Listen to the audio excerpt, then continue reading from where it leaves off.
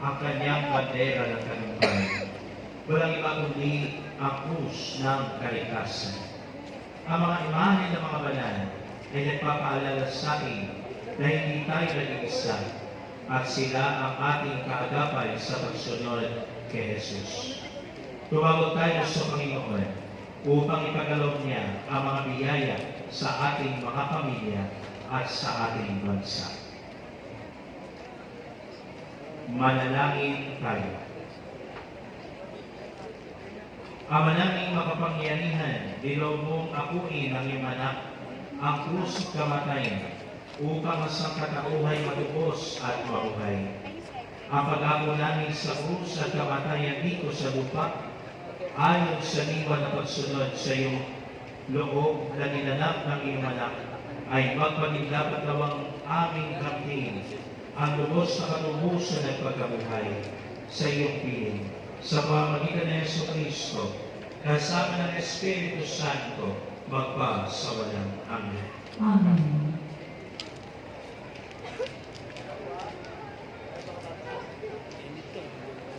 Mga kapatid, sundan natin ngayon si Kristo sa kanyang daan ng krus, sa kanyang paglalakbay mula sa kabiguan tungo sa tagumpay, mula sa kamatayan tungo sa muling pagkabuhay.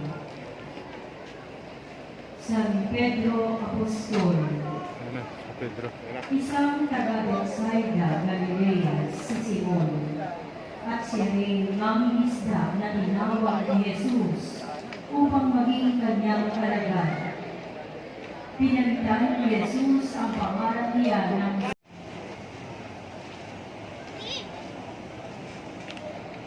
Santiago Matanda, anak ni Zebedeo. Si Santiago ang nakataganda tagapangalaga ng imahe. Santiago, anak ni Zebedeo. Araw sa Diyos.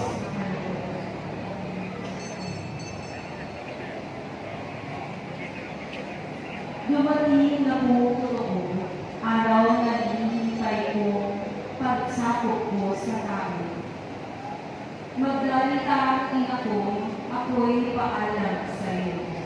Ina, huwag kang mahapis sa pagpanaw ko at patanis. Masayang man ang napakapal na tao na dumalaw sa pista na patungo si Jesus. Kumuha sila ng balabal at palma at lumabas sa lungsod upang siya'y salubungin. At ganito ang kanilang sigaw, Hosana! Purihin ang dumarating sa ngalan ng Panginoon! Purihin ang Hari ng Israel! Ang imahe ng papasok ni Jesus sa Jerusalem ay nasa ilalim ng pangangalaga ni Ginoong Wilfredo at Ginang Consuelo Garcia at ng kanilang pamilya. Senior Jesus de Ultima Cena, ang pagkakatatag ni Jesus ng Eucharistia at ang kanyang dugo ang alam. Pinaghati-hati niya ang tinapay at ipinakamahagi niya iyon sa kanyang mga alagad at tuminika. Kunin at kain ninyo ang mga ito. Ito ang aking katawan na ipinagkakaloob ko sa inyo. Matapos na mapunan ay hinawakan niya ang kanis at nagnika. Ito ang aking dugo, ang kanis na walang hanggang tipan, na ibubuhos para sa lahat. Kunin ninyo ito at inumin. Gawin ninyo ito bilang pag-alala sa akin. Ipanalangin natin ang intensyon ni Ginoong Liberado at Ginang Biblia Aguilar. Gayon din ang mga kapatid del Huerto.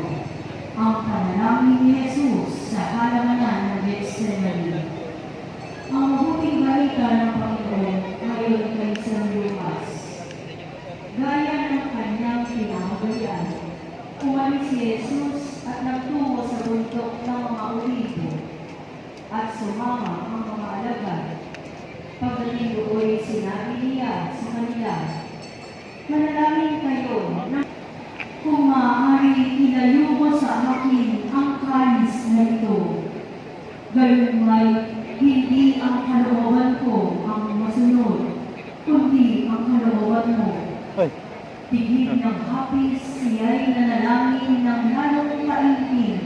Tumulong sa lupa ang kanyang pawis na animoy malalaking patak ng dugo.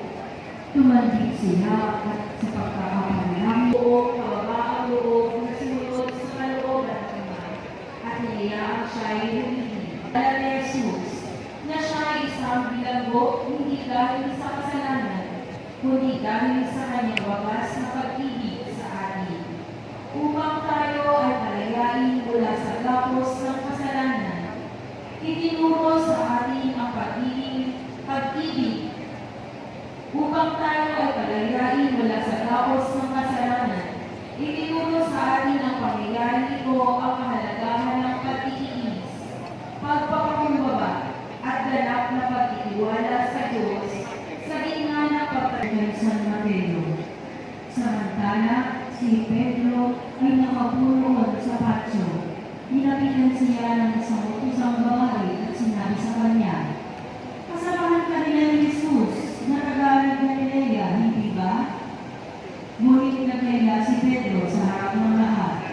"Wala akong nalalaman sa sinasabi mo," sagot niya. Pumunta siya sa may pintuan at nakita sila ng isa pang utusang babae. Sinabi ito sa mga naroon, "Ang taong ito'y kasamahan ni Jesus na taga Nazaret." Muling nagkanda si Pedro. Isinusumpa ko. Papuntang Gitpor ka mo. Ito si Faustina sa baba. Sino ba yan? Yung mga nakaparada. Sabi nila, isa ka sa mga tauhan niya. Dito lang napupurma ba? Sa iyong pagsasalita. Sumagot si Pedro, "Parusahan nawa ako ng Diyos kung nagsisinungaling ako." Sige, antayin namin kayo dito. Sige sir, andito sila sa bungad. Ayan o. Naalala ni Pedro Sino yan? ang Sino yan? sinabi ni Jesus, bago tumilaok ang manok, 3 beses Tara na, dito na kayo sa unahan. ikakaila. Lumabas sila at tumangis ng buong kapanitan. Ipanalangin natin ang intensyon ng Ninaginang Carmelita Mendoza at Pamilya Villamar na siyang tagapangalaga ng imahe. Ang pagkatwa ni San Pedro kay Jesus. Narito ang tao kay Sempong. Jesus na mapagmahal, butihing kordero ng Diyos. Akong makasalanan ay nagbibigay pugay at sumasawa ng Divine Mercy Marriage Encounter Prayer Community na silang tagapangalaga ng imahe. Narito ang tao. Palitan ng Panginoon ayon kay Santo. Noong panahon iyon, inilabas si Jesus na may buwan ng tinik at malabal na purpura. Narito ang tao. Pagkakita sa kanya ng mga punong saserdote at ng mga bantay, sila'y sumigaw, "Ipako siya sa krus! Ipako sa krus!" Sinabi ni Pilato, "Kunin ninyo siya at kayo ang magpako sa kanya. Wala akong makitang kasalanan niya." Sumagot ang mga Hudyo, "Ayon sa aming kautusay, nararapat siyang mamatay, sapagkat siya ay mapagpanggap na anak ng Diyos." Natatakot si Pilato na marinig ang mga pananalitang ito.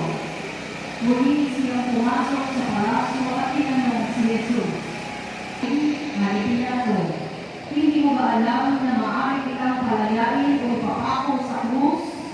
Sumagot si Jesus, "Kaya mo lamang magagawa yan ay sapagkat ipinagkaloob sa iyo ng Diyos ang kapangyarihan iyan.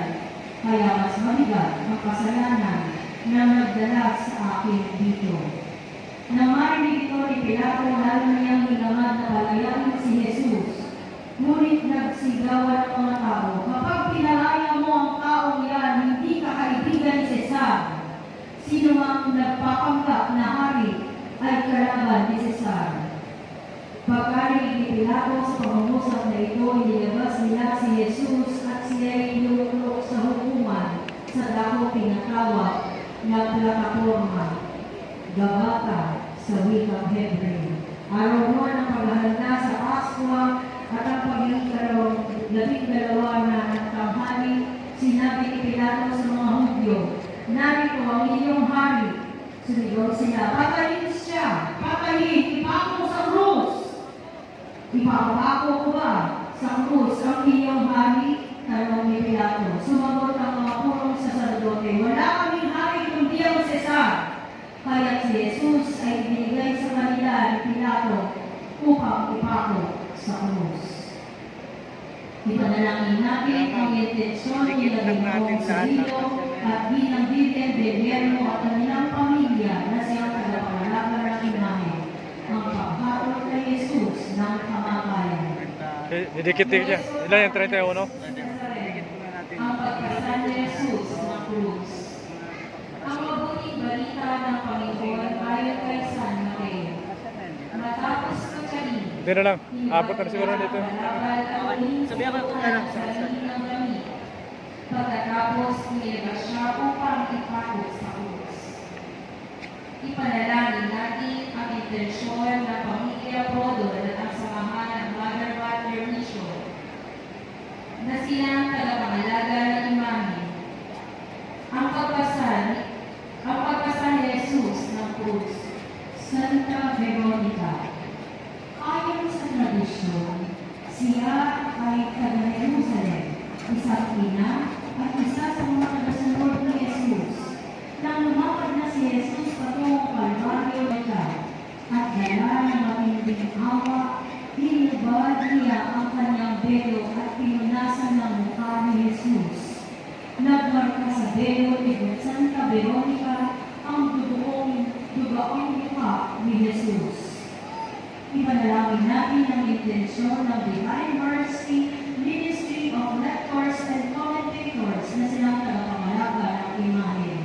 Santa Veronica, ipanalangin mo kami.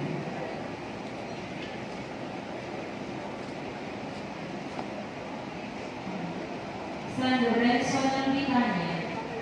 Si Lazaro ay kapatid ni Maria at Marta na taga-Britanya. Sila ay mga kaibigan ni Jesus. Nang si Lazaro ay nagkasakit, pinasabihan niya at sumigaw, "Lazaro, lumabas ka!"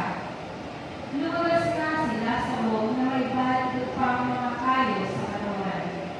Ipinalis ni Jesus ang mga nakabalabal na kayo at pinahayo si Lazaro. Si Lazaro ay nabuhay pa ng matagal at naging obispo. Ipanalangin natin ang intensyon ni Ginoong Eleuterio at pamilya na silang tagapangalaga ng imahe. San Lazaro ng Britanya, ipanalangin mo kami. Santa Marta ng Britanya. Sa Biblia, una natin nakilala si Marta na taga-Britanya sa Ebanghelyo ni San Lucas. Tuloy sa kahit si Santa Marta na ganang kabala sa pag-estima sa mga bisita.